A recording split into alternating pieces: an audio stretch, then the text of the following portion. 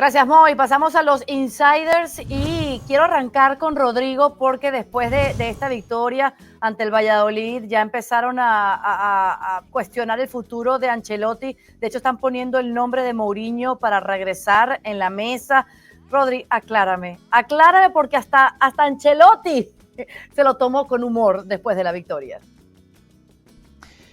Sí, a ver, hay una nube, digamos, de duda en torno a lo que puede pasar con el banquillo del Real Madrid la próxima temporada. Y es una nube que está creando el propio Real Madrid porque no tiene por qué, ¿vale? Empezando por ahí, pero yo creo que sería necesaria una confirmación, salvo que todo haga indicar a que Ancelotti acabará su temporada, la presente temporada, y se irá, porque si no, no tiene sentido lo que está pasando en torno al banquillo del Real Madrid. Recordemos que a Ancelotti le queda un año de contrato todavía, es decir, esta temporada más otro año que terminaría en junio de 2024. Ancelotti lo ha dicho abiertamente, él se quiere quedar, él quiere cumplir su contrato con el Real Madrid, nos lo dijo primero en exclusiva a nosotros en ESPN antes del Derbi de Madrid, luego lo repitió hasta la saciedad en la rueda de prensa, y sí que es cierto que el otro día, previo al partido contra el Valladolid, es la primera vez abiertamente que, después de esa información de los compañeros de ESPN Brasil en el mes de febrero, donde apuntaban que Ancelotti sería el nuevo seleccionador de Brasil, es la primera vez este fin de semana que él abiertamente dice: sé que me quiere Brasil, me hace mucha ilusión y es algo que me halaga, que me agrada. Total, que al final empezamos a juntar todo esto y él volvió a repetir, a pesar de esto, que él se quiere quedar en Madrid, que vive aquí muy bien, que está contento con el club, que está contento con cómo le tratan, con la ciudad, con el día a día, y lo que quiere es cumplir su contrato, pero la bola la deja en el tejado del Real Madrid. Y es ahí donde vemos primero la idiosincrasia de lo que es el Real Madrid, el club, que necesita ganar sí o sí cada temporada, porque si no hay cambio de entrenador, cambio de proyecto, y vamos a ver qué ocurre, porque la memoria en el fútbol no existe, y menos en el Real Madrid. Ni se ha cumplido un año de que el Real Madrid consiguiera ganar a 4 fechas para el final de la Liga el torneo que ahora mismo tiene olvidado, como es el torneo de Liga que va a ganar el Barça, y no se cumple ni un año del entorchado 14º de la Champions League, y ya estamos hablando de que Ancelotti seguramente no siga. Hay varios candidatos encima de la mesa: Pochettino, Xabi Alonso, Raúl, alguno que otro más outsider que podríamos en las próximas semanas unir a esa lista, pero digamos que hay muchas dudas que el propio club está alimentando a través de ciertos entornos que para nada están ayudando en el momento clave de la temporada a que el Real Madrid esté en una tranquilidad para preparar lo que venga el miércoles en ese clásico y lo que venga la próxima semana en esa eliminatoria contra el Chelsea, en la que, por cierto, recordamos que el factor campo no es favorable al Real Madrid. Veremos a ver qué pasa, pero insistimos en el deseo de Ancelotti de quedarse, en el deseo de Brasil de tener a Ancelotti como seleccionador, algo que Ancelotti no ve con malos ojos para nada, si no, ahí estaría ya el nuevo seleccionador ya trabajando, y de momento tienen a uno interino, y sobre todo el Real Madrid, que de momento no dice absolutamente nada, lo cual hace indicar, esto ya es una interpretación, que Ancelotti tiene posiblemente los días contados en el Real Madrid. ¡Guau! Y su contrato termina en junio del 2024. Se aceleraría todo. Bueno, gracias, Rodri. Ahora, Frenkie de Jong, Moy, ha quedado fuera de combate para el Clásico. ¿Cómo sería entonces la media de Xavi? Sí, lo que te decía hace un ratito, ¿no? Frenkie de Jong va a tener que ver el partido desde la grada y es una baja muy, muy importante para el Barça. Es un futbolista determinante en los grandes partidos que el Barça ha hecho contra el Madrid, más allá de la derrota por 3-1 en el mes de octubre de esta misma temporada. Pero Frenkie de Jong es un jugador que se filtra muy bien entre líneas, que sabe romper muy bien la presión del Real Madrid, y lógicamente Xavi Hernández lo va a echar mucho en falta. Cansancio, agotamiento, llega ahora las consecuencias de haber ido a la Copa del Mundo, de haber jugado un tramo de 15 partidos consecutivos, que eso es una barbaridad, es una brutalidad. Xavi Hernández le pidió hace unas semanas un último esfuerzo, lo hizo, y contra Valencia tuvo que retirarse al descanso por unas molestias. Esas molestias persistieron y las sensaciones que tiene Frenkie de Jong no son las mejores. No acaba de hacer limpio, no acaba de poder expresarse como a él le gustaría sobre el terreno de juego. Post-clásico de hace 2 semanas acabó tieso, acabó muy, muy seco, sin ningún tipo de fuerza, sin ningún tipo de energía. Los abductores se le han cargado mucho, también los isquios, por lo tanto, salvo sorpresón, pero lo que nos cuentan es que Frenkie de Jong no va a poder jugar contra el Real Madrid partido Copa, como decíamos anteriormente. Busquets, Frank Kessie serían, junto con Sergio Roberto y Gavi, los 4 centrocampistas que pondría en circulación o que deberían poner en movimiento el juego del Barça. ¿Qué significa eso? Bueno, pues que el Barça lógicamente está capacitado para llegar rompiendo por la derecha con la velocidad de Rafinha y tratando de que Lewandowski acabe ejecutando las jugadas. Ese debería ser el circuito de ataque del Barça. Pero no es lo mismo atacar con Frenkie de Jong que atacar sin Frenkie de Jong, que es el que le puede dar una última pincelada de dinamismo. Por lo tanto, el Barça yo creo que va a salir a querer tener la pelota como siempre, pero sabedor que sin la figura de Frenkie de Jong el fútbol puede ser menos dinámico de lo habitual. Dejen el miedo. 4 centrocampistas es lo que ha venido utilizando Xavi en los últimos 2 clásicos. Se viene importantísimo para llegar a la final de la Copa del Rey.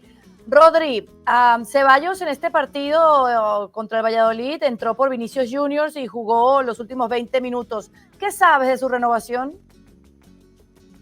Que de momento sigue sin tenerla. Comentamos en otras ediciones de Insiders que el Real Madrid estaba valorando el buen momento de Dani Ceballos, pero que necesitaba esperar para saber primero qué pasa con Bellingham y a partir de ahí esbozar el próximo proyecto de futuro del Real Madrid. Y entonces veríamos ahí, después de hacer una valoración interna, si el Real Madrid ofrecía o no a Ceballos esa renovación que el jugador está esperando.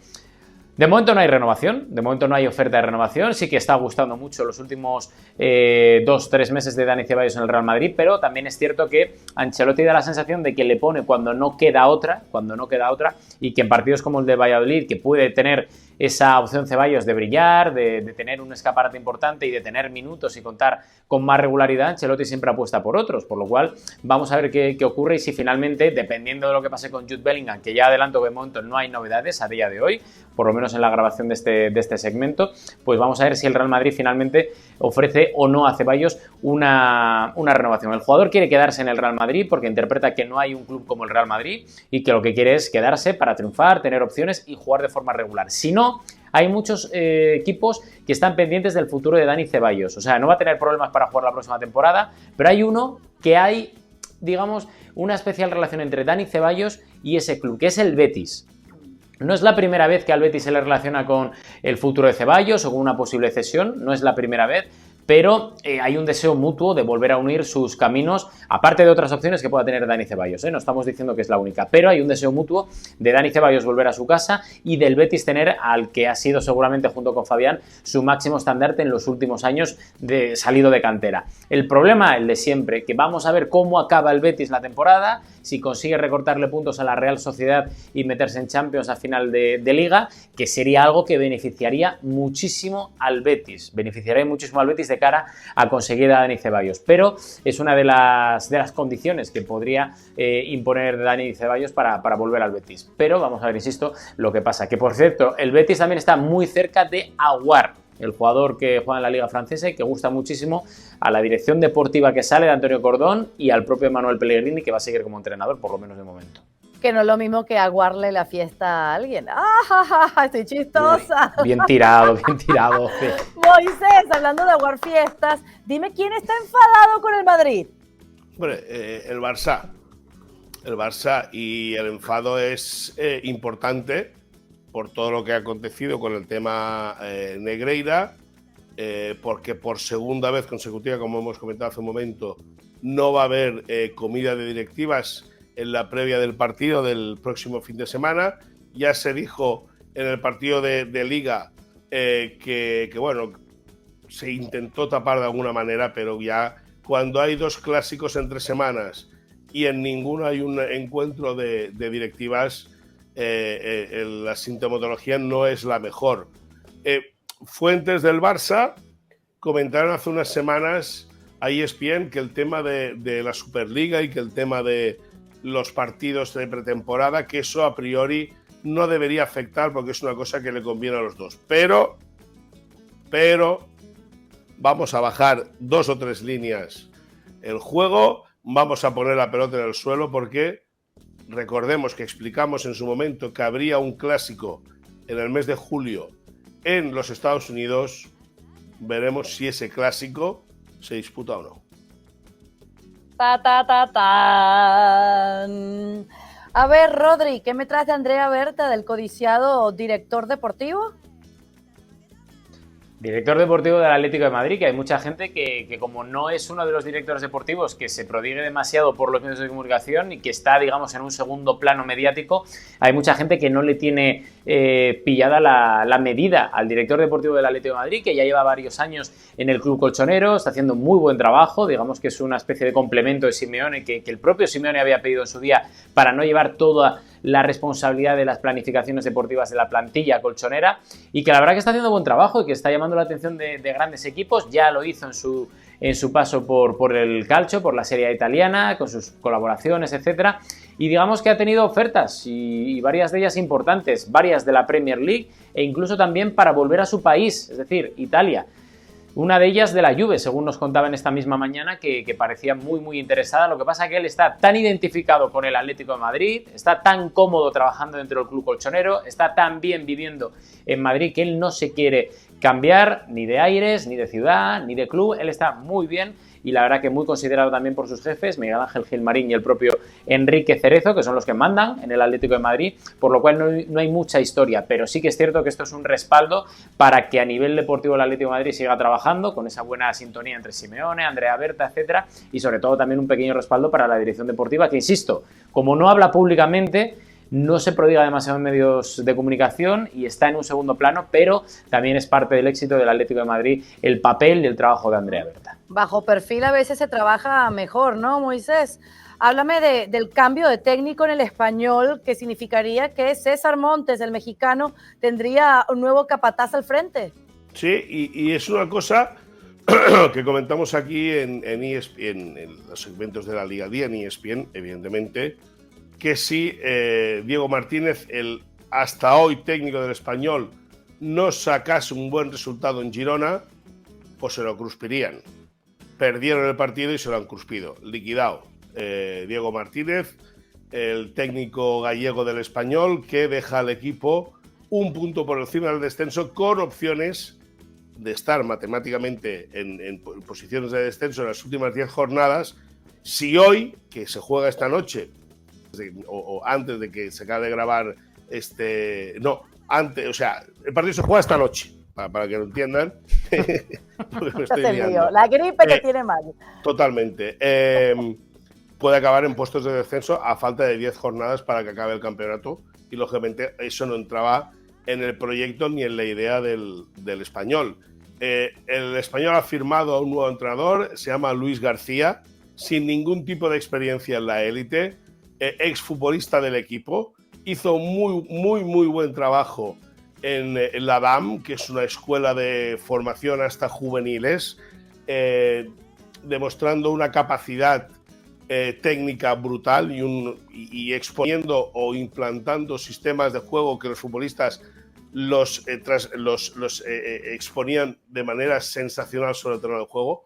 Eso le llevó al Real Madrid. Ha trabajado con el tercer equipo hasta ahora del equipo blanco, y siendo un exfutbolista del Español, siendo un jugador muy relevante y un tipo muy querido por la hinchada blanquiazul, el señor Chen desde China ha dado el ok, porque el señor Chen es el propietario del Español y por eso desde China tiene que dar el ok a la operación. Diego Martínez sale por la puerta atrás del estadio del Español, entra Luis García, un técnico joven, del cual César Montes ya nos dirá con el tiempo si le gusta o no, pero César Montes, llegado en diciembre desde Monterrey a Barcelona, y ya sabe que aquí tampoco se perdonan los malos resultados. Martínez a la calle, García dentro, y a ver cómo acaba el Español.